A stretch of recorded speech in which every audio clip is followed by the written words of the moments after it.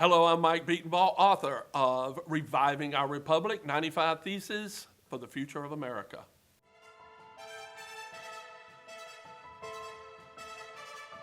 Well, what possessed me to write this was sitting in my home on August 2015, watching the first Republican debate with Donald Trump and all the folks sitting up there wanting to take over the office from President Obama. And I realized the slow trajectory of vulgar consumption that has happened to our politics was getting ready to be at its peak. And I also realized this was dangerous for how we share ideas, and it concerned me. So at the same time, I had just traveled to Washington, D.C., and I went to a bookstore and picked up a biography of George Washington. I went to Mount Vernon, and I was inspired by who I believe was the most important man in our country.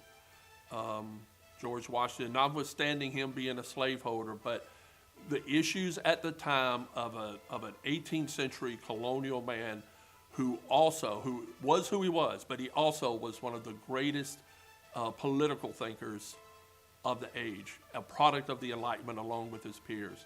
And he understood what it took to make a republic work. And I was inspired by him. And so I read that book, and then I read what was probably one of the most important documents that he put together, along with Hamilton, that helped him, was his farewell address after he was in office for 2 terms. And he voluntarily gave up power after 2 terms, which that set the precedence for every president up until Roosevelt broke it. And he set forth in his farewell address a message to the nation. Here's how you can keep the republic. Just like Franklin told the lady after the Constitutional Convention, it's a republic if you can keep it. Well, once Washington got out, he made clear, here's how you keep it. And he listed these thoughts. And I consider it like a maintenance manual. You know, it's like you have a house or buy a piece of machinery, you have a maintenance manual. These people were architects who constructed a governance system that was one of the most magnificent ideas that came out of creating any government in the history of the world, out of the ideas of the Enlightenment. And he said, and he pretty much put in this farewell address, here's what you have to watch. So I went into this and I pulled out what I thought was some of the most important notions, and I realized all of these ideas are not being followed anymore. So I created 40 to 50 policy points that I wanted to put in this book, and I call it, it's Reviving Our Republic, but I also have the subheading, 95 Theses for the Future of America. And the 95 Theses comes out of the idea of what Martin Luther did in the 16th century in creating 95 theses to put out ideas on how to mitigate the corruption of the 16th century Catholic Church.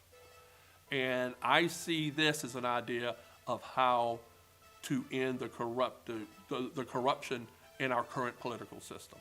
So that's why we have 95 Theses, and that's why I use George Washington as a basis of that, because we have to figure out how to go back to the foundational system, see where amendments and certain things kind of cause damage to the structure that we have, how to repair those, and I think that recipe we got right in this book.